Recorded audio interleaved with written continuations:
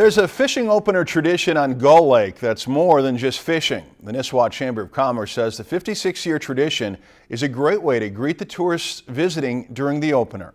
And as our Scott Sheehan tells us, local fishermen have come to expect it, and newcomers are pleasantly surprised by it.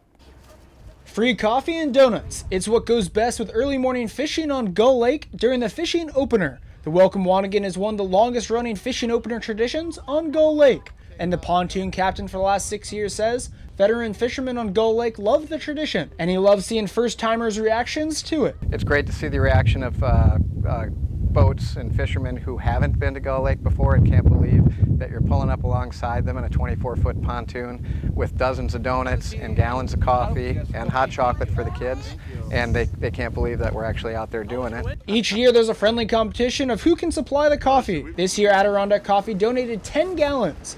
And the owner says being a part of the tradition this year brings back good memories. Frequently my parents that were involved in going out, it was the Chamber of Commerce and boats from my dad and uncle's business. And frequently we would go out as kids too and serve coffee. It was early and it was cold, but it was so fun.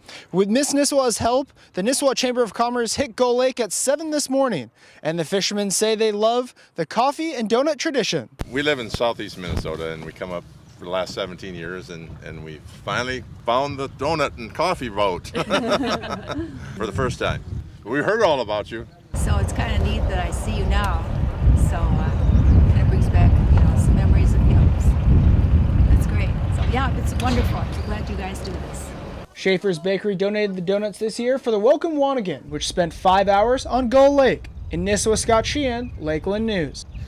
And sometimes that's the only food you get when you're out on the lake there. And that's quite the tradition they've had since 1959. Another good reason to fish Gull Lake on the opener.